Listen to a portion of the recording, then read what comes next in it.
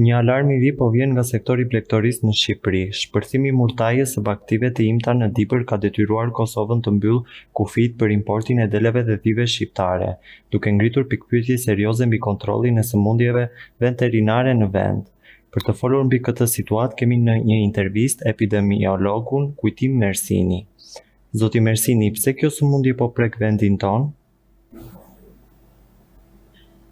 Kjo sëmundje ka prekur 10 vjet vendin ton. Është një sëmundje që praktikisht është e përhapur së fundi në rajonin e Ballkanit, pra nga viti 2024 në fakt, filloi diku në Greqi, pastaj ka lënë nga Rumania, preku vende të tjera dhe për momentin patrat aktive janë në Kroaci dhe në Shqipëri kjo e fundit. Pra, që do të thotë është një sëmundje që prek territore të gjëra dhe përhapet kryesisht përmes kontaktit të drejt për drejt të baktive, por dhe përmes tregtisë. Dhe këtu ka lënë ajo që ju thatë më parë, pra bllokimi i kufive nga ana e Kosovës dhe jo vetëm, është një masë standarde për të parandaluar përhapjen e sëmundjes në territore të reja. Pra, edhe ne në jetën kohë kur kemi vende fshinje që preken nga sëmundjet, siç është murtaja e baktive të imta apo sëmundje të tjera me karakter ngjitës, si mas paraprake mbyllet importi ndaj pra marrja e kafshëve nga këto vende në mënyrë që të ruhet tufa jon kombëtare. Dhe kjo është praktik standarde veterinare. Apo vjen si neglizhencë e strukturave tona që duhet të shtrojnë kontrolle? Nuk mendoj që është neglizhencë e strukturave tona, kuptohet strukturat tona kanë vështirësitë e tyre për të mbuluar territorin, kuptohet që mbështrimi i baktive të imta zakonisht në Shqipëri është në kushte ekstensive që nënkupton me burime natyrore, pra nuk është se kemi mbështrim në kushte stallore, ku po themi bien vendet ku mbahen kafshët në stallë të tjera. Pra, kafshët tona për fat nga njëra anë vazhdojnë të kulloten në natyrë, në kullota, në lëndina, pra themi cilësisht dhe biologjikisht kemi bakti të cilat rriten në mënyrën më natyrore të mundshme, por nga ana tjetër kjo vështirëson punën e shërbimeve veterinare, sepse kuptohet që duhet të ndjek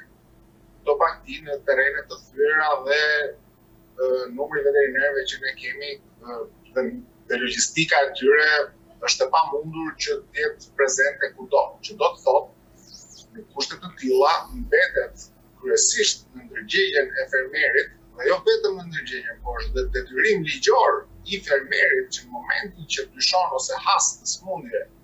të kafshëve të njoftojë veterinerin që ka më pranë që të marrë shërbimin e duhur dhe sëmundja të evidentohet sa më herët jetë e mundur në mënyrë që dhe përgjigjja e shërbimit veterinar të jetë në kohë, të jetë e shpejt në kohë, në mënyrë që të minimizojmë përhapjen e sëmundjes dhe të paksojmë dëmet, sepse problemi është që kjo sëmundje jep ngorshmëri të lartë e kafshët dhe kuptohet që ka humbje për arsye të ngordhjeve. A ka rrezik real që kjo sëmundje të përhapet në qarqe të tjera përtej Dibrës? Po, situata e vjetshme për shembull tregon që sëmundja përhap në shumë rrethe qarqe, pra në shumë zona të vendit tonë, kjo për shkak edhe të tregtisë, pra sepse njerëzit shesin blejnë bakti, shpesh janë neglizhent, shohin që janë smura dhe vazhdojnë tregtin. Pra ajo që duhet bërë është që të monitorohet nga pranë tregtia e kafshëve të gjalla dhe të mos thyhen kushtet kur vendoset bllokim lëvizje, pra sepse shërbimi veterinar puna parë që bën bllokimin e lëvizjes së kafshëve, pra asgjë nuk hyn dhe asgjë nuk duhet dalë nga zona e vatrës ku ka ndodhur sëmundja. Dhe kjo është masa më e mirë për të mbrojtur që sëmundja mos përhapet nga kjo vatër që ne kemi. Kështu që mbetet në dorë të shërbimit veterinar, policisë shtetit, por dhe vetë fermerëve që mos të angazhohen në tregti të baktive, pra. Çfarë ndikimi ekonomik mund të ketë kjo situatë për fermerët? Jemi në përballje humbje masive? Humbja për atë fermë që i bie është 100%, pra, sepse praktikisht eliminohet e gjithë tufa dhe nuk është e lehtë për një familje që ka mbështetur jetesën e saj në këto bakti në mënyrë që të humbi gjithë tufën. Dhe kjo është një humbje e madhe dhe financiare, sepse kuptohet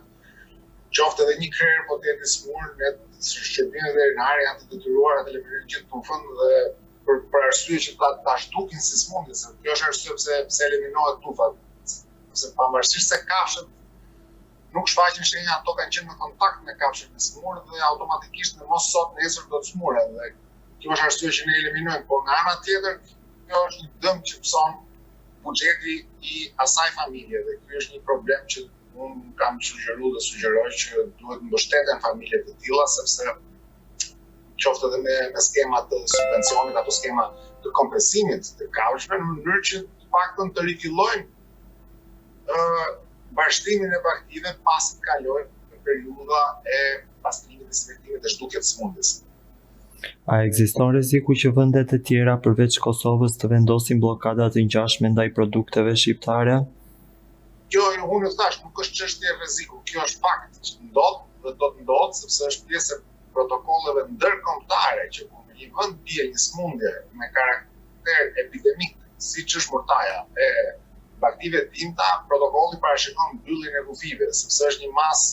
paraprake për të mbrojtur vendin tjetër, pra fqinjin, në mënyrë që mos infektohet. Për aq kohë sa vendi jon do të jetë akoma klasifikuar me infekcion dhe derisa ne ta kontrollojmë plotësisht smundjen, kufit kuptohet që do të mbeten të mbyllur për produktet tona, pra për bakterinë apo për produkte të ndryshme që rrjedhin prej tyre. Dhe kjo është dhe ne e aplikojmë rëndom në rast kur fqinjet kanë smundje, pra është si dush